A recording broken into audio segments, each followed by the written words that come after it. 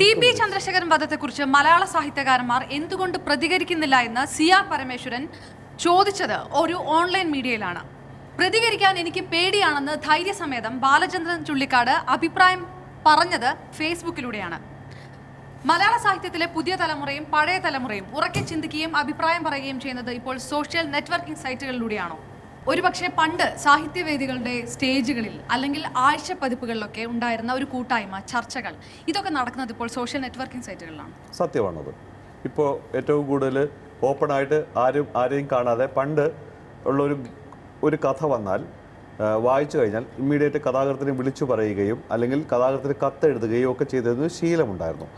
അത് ആ കാലം കടന്നുപോയി. പിന്നീട് മൊബൈൽ ഫോണുകൾ വന്നപ്പോൾ അറ്റ്ലീസ്റ്റ് SMS-കളിലൂടെയെങ്കിലും ഈ രീതിയിലേക്ക് നമുക്ക് ഇഷ്ടവും അനിഷ്ടവും പ്രകടിപ്പിക്കാൻ പറ്റിയിരുന്നു. ഇപ്പോൾ വീണ്ടും സോഷ്യൽ നെറ്റ്വർക്കിങ്ങിൽ ഒരു 10,000 കാക്കത്തൊള്ളായിരം നെറ്റ്വർക്കുകളിൽ പലരും മെമ്പേഴ്സാണ്. പണ്ടുണ്ടായിരുന്നൊരു വളരെ തിക്ക് റിലേഷൻഷിപ്പ് ഉണ്ടാകാൻ, മനസ്സുകൊണ്ട് മനസ്സറിഞ്ഞുകൊണ്ട് റിലേഷൻഷിപ്പ് ഉണ്ടാകും.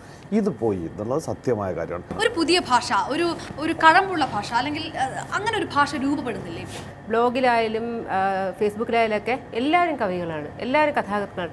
അതിലൊരു പരിധി വരെ നമ്മുടെ മുതിർന്ന എഴുത്തുകാരും സച്ചിദാനന്ദനെ പോലെ, ചുള്ളിക്കാടിനെ പോലുള്ള ആൾക്കാരൊക്കെ, ഞാനടക്കമുള്ള, ഇപ്പം ഞാനൊന്നും വലിയ എഴുത്തുകാരിയൊന്നുമല്ല, അപ്പം ഞാൻ എഴുതുന്ന ഒരു സാധനം സച്ചിദാനന്ദൻ രാവിലെ കയറുമ്പോൾ കാണുമ്പോൾ പുള്ളി ചുമ്മാ കയറിയിട്ട് പോകുമ്പോൾ രാധിക എഴുതി വെച്ചിട്ട് ലൈക്ക് അടിക്കും. ഇപ്പം എൻ്റെ ജീവിതത്തിൽ സച്ചിദാനന്ദൻ ലൈക്ക് അടിച്ചാണെന്ന് വെച്ചാൽ ഞാനത് കൊണ്ട് ആഘോഷിച്ച് നടക്കും. അപ്പം ഞാൻ പലപ്പോഴും കണ്ടിട്ടുണ്ട്, എൻ്റെ അടുത്തൊരു ആളെന്ന് പറഞ്ഞു എൻ്റെ കവിത മാതൃഭൂമിയിൽ പ്രസിദ്ധീകരിക്കാൻ എന്തിനാ സഹായം ചെയ്തു. അപ്പം ഞാൻ പറയും എനിക്കറിയില്ല, ഞാൻ എന്ത് ചെയ്യാൻ. അപ്പോൾ എൻ്റെ അടുത്ത് സച്ചിദാനന്ദൻ കൊള്ളാമെന്ന്. അപ്പം ഞാൻ എവിടെ കൊള്ളാമെന്ന് പറഞ്ഞു. അത് ഫേസ്ബുക്കിൽ ഞാൻ തപ്പിപ്പോയപ്പോൾ ഫേസ്ബുക്കിൽ ഇവൾ എഴുതിയ കവിതയുടെ അവിടെ താഴെ സച്ചിദാനന്ദൻ ഒരു ലൈക്ക് അടിച്ചിട്ടുണ്ട്. അപ്പോൾ ഇവൻ്റെ വിചാരം ലൈക്ക് അടിച്ചത് സച്ചിദാനന്ദൻ സ്വാഭാവികമാണ്. അദ്ദേഹം പുതിയ കവിതയുടെ രീതികൾ പിന്തുടർന്ന് വരുന്ന ഒരാളായതുകൊണ്ട്, കൃത്യമായിട്ട് കവിതയുടെ രീതികൾ നോക്കുന്ന ഒരാളായതുകൊണ്ട് അദ്ദേഹം അത് കയറുമ്പോൾ കൊള്ളാം എന്ന രീതിയിൽ ലൈക്ക് അടിക്കും. അപ്പോൾ അത് ലൈക്ക് കവിതയ്ക്ക് കൊടുക്കുന്ന ആത്മാർത്ഥമായ ഒരു ഒരു അംഗീകാരമൊന്നും അതല്ല. അദ്ദേഹം കൊള്ളാം, 2-3 പേരിൽ കൊള്ളാം. അപ്പോൾ അതിന്റെ ഒരു പിൻബലം വെച്ച് മാതൃഭൂമിയിലെ ആഴ്ചപ്പതിപ്പിൽ സ്വപ്നം കാണുകയൊക്കെ ചെയ്യാന്ന് പറഞ്ഞാൽ കുറച്ചുകൂടെയൊക്കെ ഒരു സാഹിത്യത്തിന് ഒരു വളർച്ച ഉണ്ടാകുന്നില്ലേ ഫേസ്ബുക്ക്? നമുക്കത് മാറ്റി വെച്ച് നോക്കാം, എന്തെല്ലാം സാധ്യതകളാണ് ഉള്ളതെന്ന്. കഴിഞ്ഞ ആഴ്ചയല്ലേ ഒരു പ്രമുഖ മാധ്യമം ഫേസ്ബുക്ക് കവിതകൾക്ക് വേണ്ടി മാത്രം ഒരു പേജ് തുടങ്ങി. പക്ഷെ ഒരു കാര്യം സൂചിപ്പിക്കാനുള്ളത്, ഭാവി ജേർണലിസത്തിന്റെ പോക്ക് എങ്ങനെയായിരിക്കും എന്നുള്ളതിന്റെ വളരെ വ്യക്തമായ സൂചനകൾ തരുന്നുണ്ട്. റൈറ്റ് ടു ഇൻഫർമേഷനും ഇത്തരം ഓൺലൈൻ മീഡിയ അവനവൻ പ്രസാദനമാണ്. ഇത്തരം സോഷ്യൽ നെറ്റ്വർക്കിംഗ് കൂട്ടായ്മകൾ ധാരാളം ഉണ്ടാകുന്നു, പ്രത്യേകിച്ച് സാഹിത്യത്തെ സംബന്ധിച്ച്. അത് അവരല്ലാതെ വേറെ ആരും വായിക്കുന്നില്ല എന്നുള്ളതാണ് സത്യമായ കാര്യം. ഇതിനൊപ്പം തന്നെ, കാരണം അതിൽ നിന്ന് പിക്ക് ചെയ്തിട്ടുള്ള കവിതകൾ പ്രിന്റിംഗ് മീഡിയയിലേക്ക് അച്ചടിച്ച് വരുമ്പോൾ വായിച്ചിട്ടുള്ള ആൾക്കാരുടെ എണ്ണം കൂടുന്നുണ്ട്, അതിനെക്കുറിച്ച് സംസാരിക്കുന്ന ആളുകളുണ്ട്. പക്ഷേ ഒരു കാരണവശാലും വേറൊരു കാരണവശാലും ഇതല്ലാതെ രീതി പറഞ്ഞു പോകുന്നത് ഞാൻ കേൾക്കുന്നില്ല. കാരണം ഞാൻ സജീവമായിട്ട് ഇത്തരം കാര്യങ്ങൾ ശ്രദ്ധിക്കുന്നുണ്ട്. എൻ്റെ ശ്രദ്ധയിൽ പെട്ടിട്ടില്ല എന്ന് മാത്രമേ ഞാൻ പറയുന്നുള്ളൂ. അല്ലാതെ ഇതുകൊണ്ട് കുഴപ്പമുണ്ടാ ഇതെങ്ങനെ ചെയ്യുന്നില്ല. പക്ഷെ ഒരു പരിധി വരെ മെജോറിറ്റി അതിനകത്ത് വരുന്ന ആൾക്കാരുടെ എണ്ണം. പക്ഷേ ഇത്തരം ഫേസ്ബുക്ക് കൂട്ടായ്മകൾ റിയൽ ലോകത്തേക്കും കൂടി നീളുന്നവയാണ്. കാരണം സംസ്ഥാനത്തുടനീളം നടത്തുന്നു, കവികളി അറിയണ്ടാവും നടത്തുന്നു.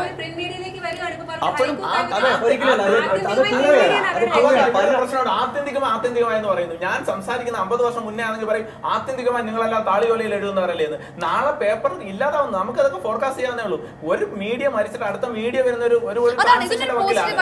ലിറ്റിൽ മാഗസിനുകളുടെ പട്ടാമ്പിയിലും ഇരിങ്ങാലക്കുടയിലും എല്ലാം പേപ്പറുകൾക്ക് ക്ഷാമം ഉണ്ടാവും എന്നുള്ളത് സത്യമായ കാര്യമാണ്. അതിനകത്തല്ല പറഞ്ഞത്. പക്ഷെ പ്രിന്റിംഗ് മീഡിയയിലേക്ക് ഈ കവിതകളോ കഥകളോ തിരിച്ചിങ്ങോട്ട് വരുമ്പോൾ ഉണ്ടാകുന്ന വർത്തമാനം കൂടുതലാകുന്നു എന്ന് മാത്രമാണ് നമ്മൾ പറഞ്ഞത്. നമ്മുടെ നാട്ടിലെ ശരാശരി ഇന്ത്യക്കാരൻ അവന്റെ ജീവിതം ഹോമിക്കുന്നത് ട്രാഫിക് കുരുക്കുകളിലാണ്. നിങ്ങൾ എറണാകുളത്തോ തിരുവനന്തപുരത്തോ ഇരുന്ന് ലോ ഫ്ലോർ ബസ്സിലോ അല്ലെങ്കിൽ ട്രെയിനിലോ ഒക്കെ ഇരിക്കുമ്പോൾ മനസ്സിലാവും അവന്റെ ഇ ബുക്ക് റീഡറിലോ അവന്റെ മൊബൈൽ ഫോണിലോ ആണ് ബ്ലോഗുകളും പുതിയ സാധനങ്ങൾ. ഒരു കാര്യം കൂടെ ബൽറാം പറഞ്ഞ പോലെ, ഉദാഹരണത്തിന് മാതൃഭൂമി ആഴ്ചപ്പതിപ്പിൽ തന്നെ നിങ്ങളുടെ ചാനലുമായി ബന്ധപ്പെട്ട ഒരു ദീർഘമായ അഭിമുഖം വന്നു. എത്ര പേരാണെന്നറിയാം അതിന്റെ സ്കാൻ കോപ്പി ഉണ്ടോ എന്ന് ചോദിക്കുന്നത്. മാതൃഭൂമി ആഴ്ചപ്പതിപ്പ് എത്താൻ പറ്റാത്ത പല സ്ഥലങ്ങളിലേക്കും ആ കോപ്പി എത്തിക്കണം, അതെനിക്ക് വീണ്ടും വായിക്കണം, നിങ്ങളൊന്ന് സ്കാൻ ചെയ്തിട്ട് എന്ന് പറയുന്നത് പ്രിന്റ് ബുക്കിന്റെ സാധാരണ പ്രിന്റ് മീഡിയയുടെ എക്സ്റ്റൻഷൻ ആയി ഇത് വർക്ക് ചെയ്യുന്നു. കൂട്ടായ്മകൾ പക്ഷെ പൂർണ്ണമായും പരാജയമാണെന്ന് പറയാൻ കഴിയുമോ എന്നാണ് ഞാൻ ചോദിക്കുന്നത്. കാരണം സംസ്ഥാനത്തുടനീളം ഈ കൂട്ടായ്മകൾ റിയൽ ലോകത്തേക്ക് നീണ്ടു, കൂട്ടായ്മ സംഘടിപ്പിച്ചു, ലിറ്റിൽ മാഗസിനിലെ പ്രദർശനം അടക്കം സംഘടിപ്പിച്ചു, പട്ടാമ്പി ഇരിങ്ങാലക്കുട മുതലായവ ഞാനത് ഫോളോ ചെയ്താണ്. മലയാള നാട് പോലുള്ള സംഘടന കാവ്യകളിയൊക്കെ സംഘടിപ്പിച്ചു. പക്ഷേ ഇന്നത്തെ ഒരു കാലത്ത് അതാണ് മധുബാലിന്റെ അതേ ചോദ്യം. ഇപ്പൊ ഞാൻ ചോദിക്കുന്നത് ഇവരെല്ലാം പറയുന്ന വാദം ഫേസ്ബുക്കിൽ ഒരു സാധനം പോസ്റ്റ്, സോഷ്യൽ മീഡിയയിൽ ഒരു സാധനം പോസ്റ്റ് ചെയ്താൽ മാതൃഭൂമി എന്ന ചർച്ച പോസ്റ്റ് ചെയ്തു, വായിച്ചു. പക്ഷെ വായിക്കുന്ന ആളുകൾ, താഴെ ലൈക്കും കമന്റും അടിക്കുന്ന ആളുകൾ യഥാർത്ഥത്തിൽ സാഹിത്യ വായനക്കാരാണ്. എഴുതിയിരുന്നത് പണ്ഡിതന്മാർ മാത്രം വായിച്ചാൽ മതി എന്ന് പറഞ്ഞുകൊണ്ടാണ്. പിന്നീടാണ് സാധാരണ മലയാളത്തിലേക്ക് വന്നത്. പറയുന്നത് സാഹിത്യ വായനക്കാർ മാത്രം വായിച്ചാൽ മതി എന്നാണ്. സാധാരണക്കാർ വായിക്കട്ടെ, കുട്ടികൾ വായിക്കട്ടെ,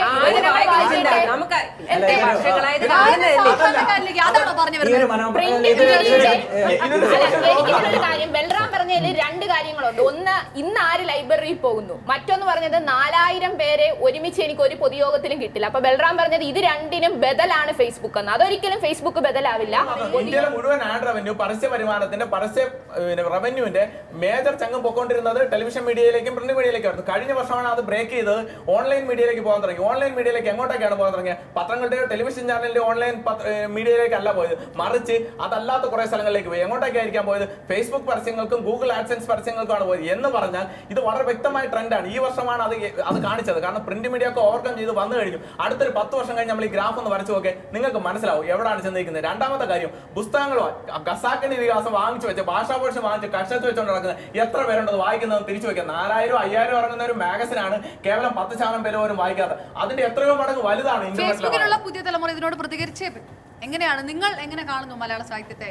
ഫേസ്ബുക്ക് പോലുള്ള സോഷ്യൽ നെറ്റ്വർക്കിംഗ് സൈറ്റുകളിലുള്ള സാഹിത്യ സൃഷ്ടികൾ ഞങ്ങളെപ്പോലുള്ള യുവതലമുറ ശ്രദ്ധിക്കുന്നുണ്ട്.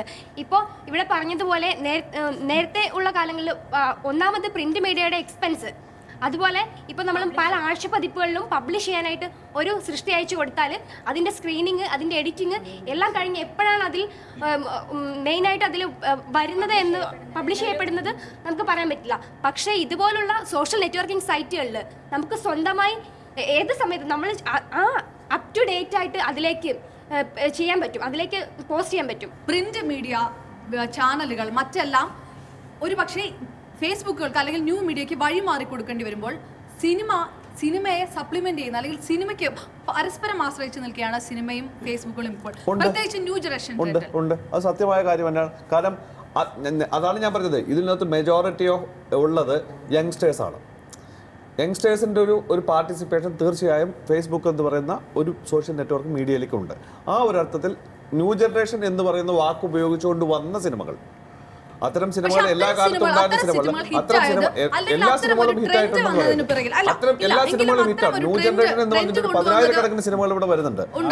ആ സിനിമകളെല്ലാം ഹിറ്റാവുന്നുണ്ടോ? ഇല്ല. ഫേസ്ബുക്കുകൾ അടക്കമുള്ള സോഷ്യൽ നെറ്റ്വർക്ക് സൈറ്റുകളാണോ? ഞാൻ പറയുന്നത് എങ്ങനെയാണ് ഇത്രയും വലിയ വാർത്തയാവുന്നത്, ഇത്രയും വലിയ സംഭവമാകുന്നുള്ളത്. ഇപ്പൊ കേരളത്തിൽ മോഹൻലാൽ ഫേസ്ബുക്കിലൂടെ പിന്നെ അഭിപ്രായം പറയണം എന്നുള്ള മട്ടേ ഇല്ല. ഇവിടെ ആവശ്യമില്ല. ഇവിടെ എല്ലാവരും ഒരുപാട് സാധ്യതകളും ഒരുപാട് അഭിപ്രായ പ്രകടനങ്ങളും നടന്നു കഴിഞ്ഞിരിക്കുകയാണ്. താങ്കളുടെ ഒഴിമുറി തുടക്കം മുതൽ, സിനിമയുടെ തുടക്കം മുതൽ, ഒരു പ്രീ പ്രൊഡക്ഷൻ ലെവൽ മുതൽ ഫേസ്ബുക്കിൽ ചർച്ചയായ ഒരു കാര്യമാണ്. അപ്പോൾ ഒരു പ്രൊമോഷന് വേണ്ടി മാത്രമാണോ മലയാള സിനിമാ പ്രവർത്തകർ ഫേസ്ബുക്കിനെ കാണുന്നത്? ഒരു പരിധി വരെ അങ്ങനെ തന്നെയാണ്. അങ്ങനെയാണെങ്കിൽ സിനിമയുടെ വിജയത്തെ സ്വാധീനിക്കാൻ എത്രത്തോളം ഫേസ്ബുക്കിലെ അഭിപ്രായ രൂപീകരണങ്ങൾക്ക് കഴിയും? രണ്ട് രീതിയിലാണ്. കാരണം പണ്ടൊക്കെ ഒരു സിനിമ വന്നു കഴിഞ്ഞാൽ, സിനിമ ഇറങ്ങി കഴിഞ്ഞ് മുഴുവൻ കഴിഞ്ഞതിന് ശേഷമാണ് അഭിപ്രായം ഉണ്ടാകുന്നത്. ഇതിപ്പോ അതല്ല, ഫസ്റ്റ് റീല് കഴിയുമ്പോൾ കൃത്യമായിട്ട് ഒപ്പീനിയൻ പോകാറുണ്ട്. അത് രണ്ട് രീതിയിലാണ്. ഞാൻ പറഞ്ഞില്ലേ, സിനിമയുടെ വിജയപരാജയങ്ങൾ എന്നുള്ളതിനേക്കാൾ ഉപരി സിനിമ കാണാൻ പ്രേരിപ്പിക്കുകയോ അല്ലെങ്കിൽ സിനിമ വന്നിട്ടുണ്ടെന്ന് അറിയിക്കാനുള്ള ഒരു ഉപാധിയായിട്ട് തീർച്ചയായും ഇതൊരു മാർക്കറ്റിംഗിന്റെ ഭാഗമായിട്ട് ഉപയോഗിക്കുന്നുണ്ട്. ഈ ഫേസ്ബുക്കിൽ ചർച്ച ചെയ്തെന്ന് വിചാരിച്ചിട്ട് ഒരു പടം പൊട്ടത്തുമില്ല, വിജയിക്കത്തുമില്ല. ഫേസ്ബുക്കിന് ഒരു പ്രധാന പങ്ക് വഹിക്കുന്നുണ്ട്. ഇപ്പം നമുക്ക് ബെസ്റ്റ് എക്സാമ്പിൾ തന്നെ പറയാം. 5 ലക്ഷം രൂപ മുടക്കി സിനിമയുടെ 5 കോടി ഉണ്ടാക്കിയ ആളാണ് സന്തോഷ് പണ്ഡിറ്റ്. അത് തന്നെ മാർക്കറ്റിംഗ് എന്ന് പറയുന്നത് അല്ല, ഓരോരുത്തർക്കും അവരുടേതായിട്ടുള്ള ഞാൻ പറഞ്ഞേ, ഫേസ്ബുക്ക് ആണെങ്കിലും നമ്മൾ ഉപയോഗിക്കുന്ന അനുസരിച്ചിരിക്കും, നമ്മുടെ മനസ്സനുസരിച്ചിരിക്കും. അതൊരാൾക്ക് പോയി കാണണം എന്നുണ്ടെങ്കിൽ ഞാൻ പറഞ്ഞു, ഇപ്പോൾ സന്തോഷ് പണ്ഡിറ്റിനെ ഒളിഞ്ഞിരുന്ന് ചീത്ത വിളിക്കാൻ എല്ലാവർക്കും എളുപ്പമാണ്. പക്ഷെ അതുപോലെ തന്നെയാണ് അയാൾക്ക് അയാളുടേതായിട്ടുള്ളൊരു സിനിമ പ്രൊഡ്യൂസ് ചെയ്യാനും അയാൾക്ക് അയാളുടെ സ്വാതന്ത്ര്യമുണ്ട്. അപ്പോൾ അതാണ് പറയുന്നത് മാർക്കറ്റിംഗ്, ഓൺലൈൻ മാർക്കറ്റിംഗ് എന്ന് പറഞ്ഞപ്പോൾ എൻ്റെ സുഹൃത്ത് പറഞ്ഞു സെലിബ്രിറ്റീസും സിംഗേഴ്സും ഒക്കെ മാർക്കറ്റിംഗ്, അദ്ദേഹം മാർക്കറ്റിങ്ങിന് ഉപയോഗിച്ചില്ലേ ഓൺലൈൻ എന്ന് പറയുന്ന സംഭവം. പക്ഷേ നമ്മൾ അത്രയ്ക്ക് ആയോ? ഇപ്പം ഗായകൻ എന്ന രീതിയിൽ വിധുവിന് പറയാം, ഇപ്പൊ ഹരിഹരനെ പോലുള്ള ആദ്യം അറിയുന്നത്, ഇന്ന് ഒരു കോൺസേർട്ട് നടക്കുന്ന ആദ്യം അറിയുന്നത് ഹരിഹരൻ ഫേസ്ബുക്കിലൂടെയാണ്. ആ ഒരു ലെവലിലേക്ക് ശങ്കർ സാറിന്റെ ഇതിലുണ്ട്. നമ്മുടെ ഗായകർ അത്രയുമായോ, നമ്മുടെ എന്റർടൈൻമെന്റ് ഇൻഡസ്ട്രി അത്രയുമായോ? തീർച്ചയായിട്ടും ഞാനൊരു സിമ്പിൾ എക്സാമ്പിൾ പറയാം പറഞ്ഞത്. അതായത് ഞാൻ പാടിയ ഓക്സിജൻ എന്ന് പറഞ്ഞൊരു ആൽബത്തില് ഞാൻ പാടിയ ഒരു സിമ്പിൾ എക്സാമ്പിൾ പറയണം. ഒരു സോങ് ഉണ്ട്, അതെന്ന് പറയുന്നത് വെറും സ്റ്റോക്ക് ഷോട്ട്സ് മാത്രം ഇട്ട് വെറുതെ ഇന്റർനെറ്റിൽ ഇട്ടതാണ്. പക്ഷെ അതിന് ആ പാട്ട് ഇതുവരെ വിഷ്വൽ ചെയ്തിട്ടില്ല. പക്ഷെ അതിന് നിറയെ എന്തുകൊണ്ടോ ഈ പറഞ്ഞ പോലെ ഭയങ്കരമായിട്ട് ഒരുപാട് വ്യൂവേഴ്സ് ഉണ്ടായിരുന്നു. ആ ഒരൊറ്റ വേനൽ മഴയിൽ അന്ന ചാറ്റൽ മഴയിൽ, വേനൽ മഴയിൽ അന്ന ചാറ്റൽ മഴയിൽ,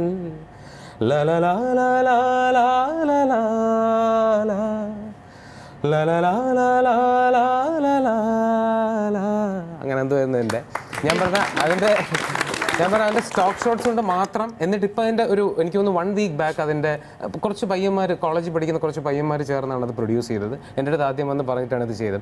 അപ്പോൾ ഇപ്പോൾ അവർക്ക് പറഞ്ഞു ഫേസ്ബുക്ക് എന്നുള്ള ഒരൊറ്റ മീഡിയയിൽ ഇത്രയും വ്യൂവേഴ്സും ഇത്രയും അവർക്ക് അപ്രിസിയേഷനും കിട്ടിയതുകൊണ്ട് അവരിപ്പോൾ ആ സോങ് ഒന്ന് കറക്റ്റായിട്ട് വിഷ്വൽ ചെയ്യാൻ പോകുന്നു. അപ്പോൾ അതാണ് പറയുന്നത് ആ ഓൺലൈൻ മാർക്കറ്റിംഗിന്റെ ഒരു ഇതെന്ന് പറയുന്നത്. ദീപ്തി എങ്ങനെയാണ് ശ്രദ്ധിക്കുന്നത്? വിധുവിന്റെ ഗാനങ്ങളെ കുറിച്ചുള്ള ഒരു കമന്റ് പോലും ഫേസ്ബുക്കിൽ പ്രേക്ഷകരുടെ ഭാഗത്തുനിന്ന് ഉണ്ടാകുന്നത്, അത് അത്തരം കാര്യങ്ങൾ ശ്രദ്ധിക്കാറുണ്ടോ? ഞാൻ ഫേസ്ബുക്ക് വളരെ ലൈറ്റ് ആയിട്ട് കാണുന്ന ഒരാളാണ്. ഇപ്പൊ ഇവിടെ ഇരുന്ന് സംസാരിച്ചപ്പോഴാണ് ഇത്രയും ഭീകരമായ ഒരു സംഭവമാണോ എന്ന് എനിക്ക് തോന്നിയത്. കാരണം ഞാൻ വല്ലപ്പോഴും ഈ സത്യം നാളെ പോയി ആദ്യമേ പ്രൊഫൈൽ ഡിലീറ്റ് ചെയ്യണമെന്നാണ് ഞാൻ.